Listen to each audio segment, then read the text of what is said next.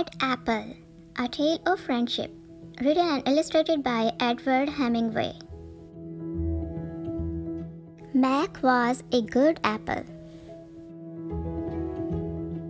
He shared his toys with the other apples, helped Granny Smith pick up after art class, and loved to dive fearlessly into the watering hole.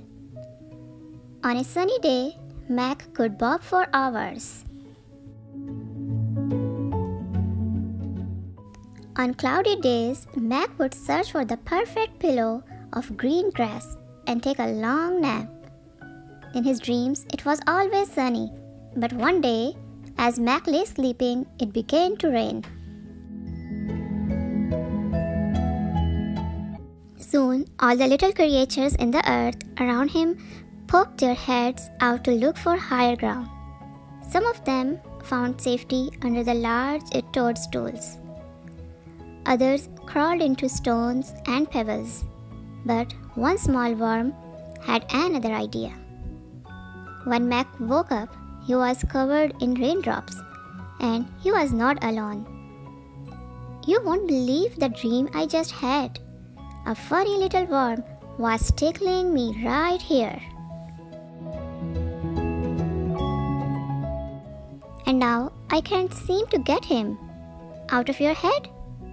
It was you." And that's how Mac met Will.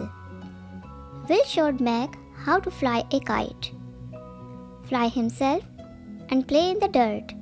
He loved making mess.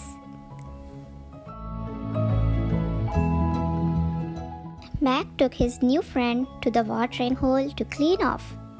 He couldn't remember a better day.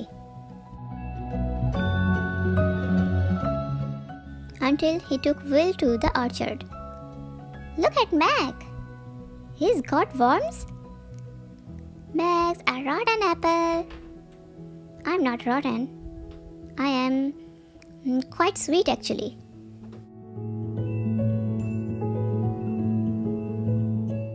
Will cheered Mac up by reading aloud from some of his favorite novels. He was a bit of a bookworm. Mac liked the adventure stories best. He also liked it when Will finished his sentences for him. "The most exciting part is when the pirates find treasure in the dirt." But the next day, it happened again. "Ha ha, it's the bad apple. Ew, worms."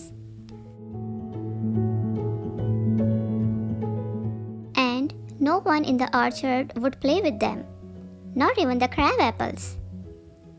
Crab apples can be so mean. "Bad apple."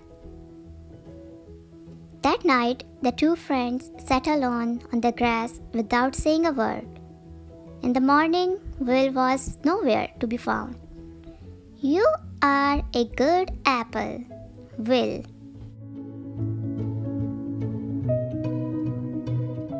Mac went back to playing with his orchard friends, diving fearlessly into the watering hole and painting in Granny Smith's class.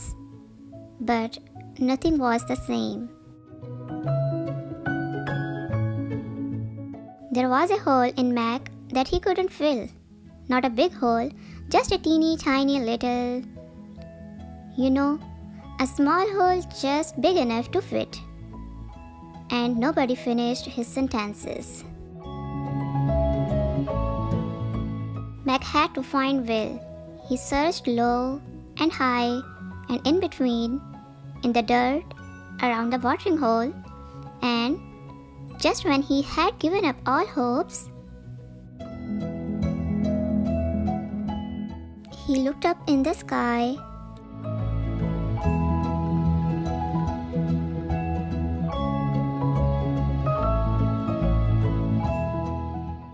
Mac knew he'd rather be a bad apple with Will than a sad apple without him.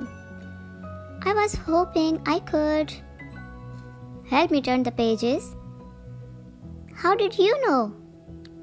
"Because you will always be a good apple in my book." Good and happy, and there's nothing bad about that.